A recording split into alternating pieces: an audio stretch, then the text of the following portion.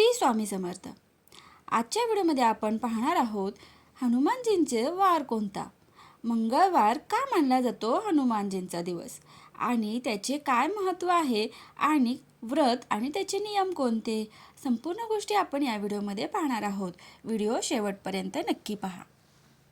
हिंदू धर्मामध्ये आठवड्याचा प्रत्येक दिवस कोणत्या ना कोणत्या देवी देवतेला समर्पित असतो.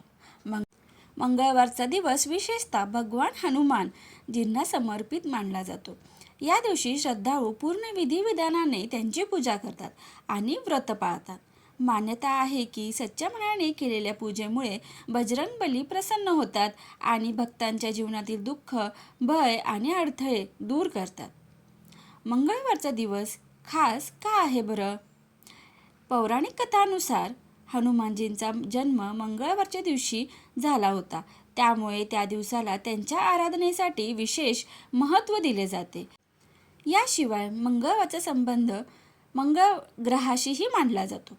ज्योतिषशास्त्रात मंगळ ग्रह हा साहस, ऊर्जा आणि शक्तीचे प्रतीक मानला जातो आणि हे सर्व गुण हनुमानजींच्या व्यक्तिमत्वात स्पष्टपणे दिसून येतात. त्यामुळे ही मंगळवारी त्यांची पूजा करणे अत्यंत फलदायी मानले जाते.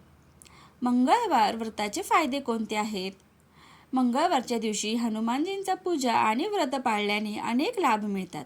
असे मानले जाते की यामुळे शत्रुबाधा, नकारात्मक ऊर्जा आणि मानसिक ताण दूर होतो. तसेच व्यक्तीला आत्मबल आणि आत्मविश्वास प्राप्त होते.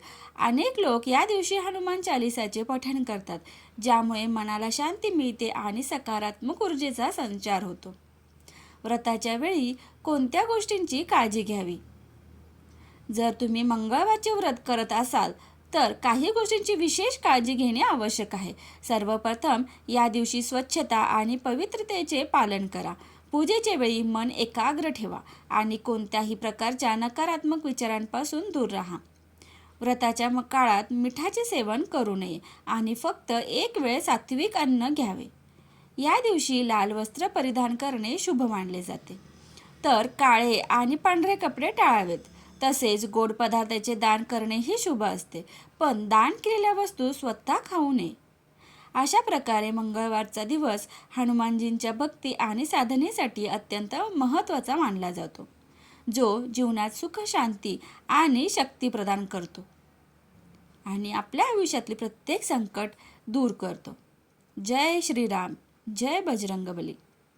माहिती आवडल्यास व्हिडिओला लाईक, शेअर आणि सबस्क्राईब करायला विसरू नका. धन्यवाद.